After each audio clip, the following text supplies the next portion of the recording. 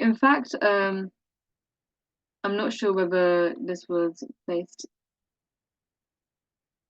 in the so I'm not sure if this was something that I've mentioned yet or not, but actually 130 million people were expected to have been forced into poverty or to have slid back into poverty as a result of the pandemic.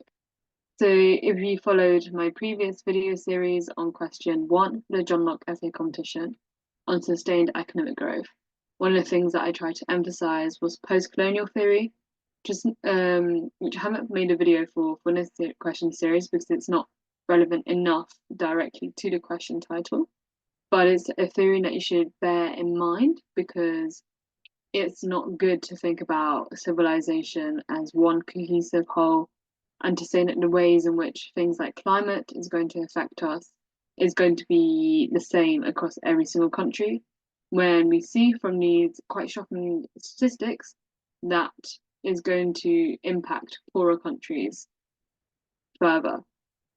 So if you think of development as a sliding scale, some countries are trying to develop and shift their populations out of poverty.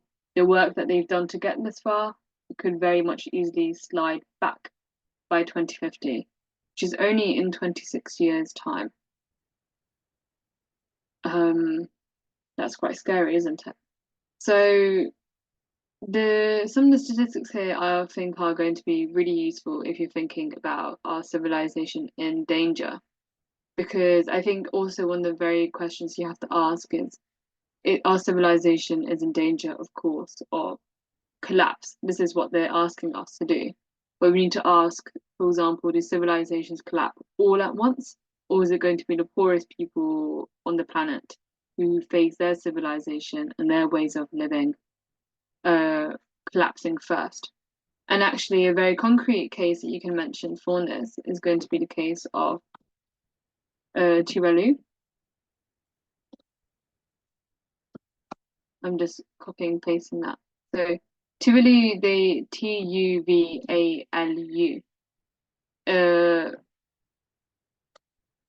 They are a case study for it's an ocean in it's an ocean, it's in the Oceanic. And I believe that the Prime Minister recently held a press conference where he was standing in the ocean and the desk was just floating on the ocean. And he did this to prove the point that his civilization and his way of society, his way of living is collapsing already because of rising ocean levels.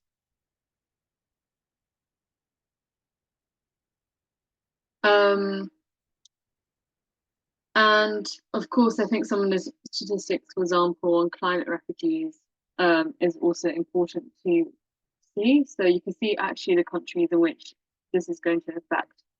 Countries it's going to affect the most are Sub-Saharan Africa, East Asia and Pacific, and South Asia. There's no mention of Europe there as well.